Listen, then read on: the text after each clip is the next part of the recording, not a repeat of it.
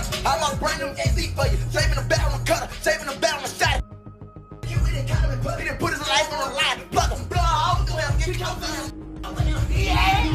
As you guys probably know, Youngboy going off on Pooh Shiesty over his baby mama wasn't just another rap beef. It got personal fast. Once running a train got mentioned, everybody watching knew this wasn't about bars anymore. Streams, socials, and the streets all lit up at once. The tension between their camps was already thick. Then Shiesty's name got tied to YB's baby mama, Janya, and things escalated immediately. Back in 2021, DMs and comments already sparked rumors. Screenshots popped, posts went viral, but nothing physical ever surfaced. Fast forward to 2025, and whispers became headlines. Old IG posts resurfaced at just the right moment, and suddenly the train chatter had legs. People weren't brushing it off, and neither was YB. In street culture, anyone talking on your baby mama is automatically smoke. Pooh's reaction was telling. On live streams, he tried to downplay it as old and redirect attention. But when you focus on when something happened instead of if, the streets rate it as energy and hesitation. They notice that. And when timing and context hit just right, even old rumors turn into combustible fire.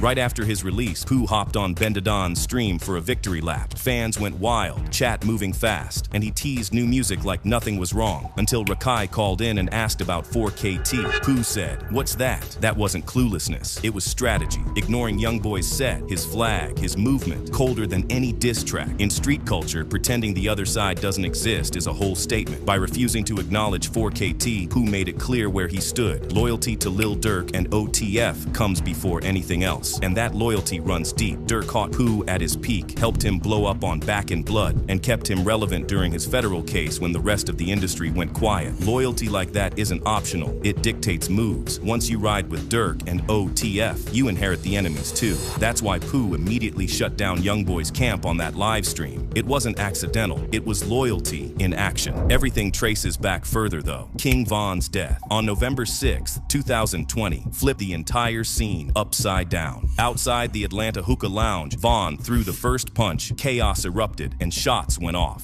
Von died, and in the eyes of the streets, blame spread fast. Quando, Youngboy, and their affiliates got tied to the night by association, and from that point, Youngboy's camp was under a permanent microscope. Youngboy's musical response in January 2022 with Bring the Hook only fanned the flames. Calling out O-Block by name and flexing bars about Von's death crossed sacred lines. Streets know O-Block isn't just a block, it's a symbol. When Youngboy mocked a fallen soldier and the block itself, it forced a reaction. Durk couldn't stay silent, the streets couldn't stay silent, and what started as music became a message, a warning, and a spark that escalated the war across tracks, posts, and live moments. And then there's NLE Choppa. As you guys know, Choppa and YB's simmering tension has been building since 2019, linking back to Fredo Bang collabs and the Quando Rondo drama. Just a few months back, Choppa dropped KO, and it was basically designed to sting. YB didn't go fully public, but his freestyle hints had fans speculating, promo or personal. Choppa's Memphis ties poked Baton Rouge loyalties, making the beef even messier and connecting multiple cities' street energy into one volatile mix. At the end of the day, Youngboy, Pooh Shiesty, and NLE Choppa all played their parts, but the rumor about YB's baby mama is what really pushed everything over the edge. Everything we've seen so far has only fed the fire. Y'all, recently, Ja Rule saw it best to publicly humiliate 50 Cent over his new look. He posted a picture of 50 and basically called him a crazy ninja, like he really wanted people to laugh at him. And fans noticed it immediately, because come on now, Ja Rule and 50 Cent, that beef is ancient, personal, and it never actually went away. This is one of the most legendary beefs in hip-hop history. We're talking diss tracks, interviews, street tension, real consequences. Allegedly,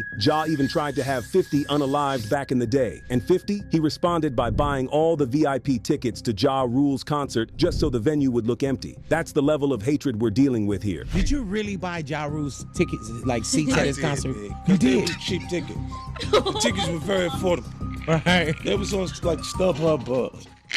So when Ja posted that picture, people already knew what time it was, and the comments did not disappoint. One person said, "At this point, Ja deserves all the slander he's got coming. Another said, bro is obsessed with 50 the same way 50 is obsessed with Diddy. And woo, that comparison stuck. Because if you've been online lately, you already know 50 Cent has been everywhere when it comes to the Diddy situation. He's pushing documentaries, teasing footage, dragging Diddy publicly, positioning himself as the guy finally exposing all the alleged vile stuff behind the scenes. And a lot of people are side-eyeing that. Like, okay, since when did 50 Cent become hip-hop's moral compass? And that's exactly the angle Ja Rule is leaning into. Because while 50 has been loud about Diddy, Ja has been loud about 50. He's been threatening to drop his own documentary about him, saying 50 is just as bad as Diddy, allegedly. And yeah, that alone caused a stir, but Ja didn't stop there. He reposted a video of Shaniqua Tompkins, 50's first baby mama, where she claims that 50 burned down her house. That allegation has been floating around for years, but the timing,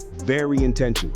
Very pointed. Like, oh, you want to expose people? Let's expose you too. Then Ja took it even further and started tying 50 directly to Diddy. He posted an old college photo of them together, then more pictures of them at events over the years, smiling, standing close, looking real friendly. And the caption? Oh, Ja went in. He basically said, let me be clear, this isn't about Diddy. He's already in jail serving time as he should be. This is about Curtis acting like hip-hop's moral savior, going on TV in them tight nasty suits with that big jug head.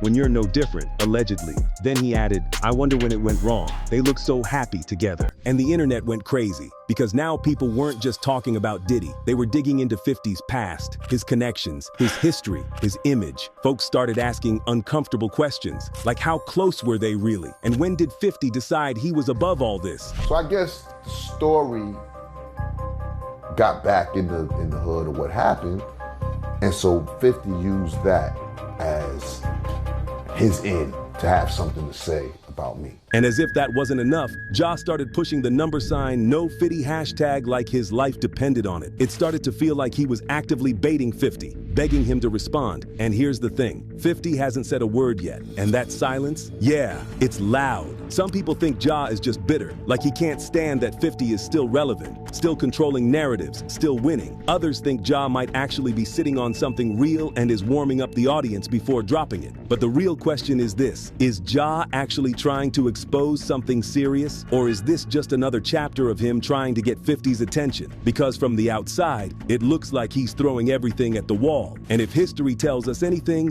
when 50 finally responds, it's never light, and it's never just one post.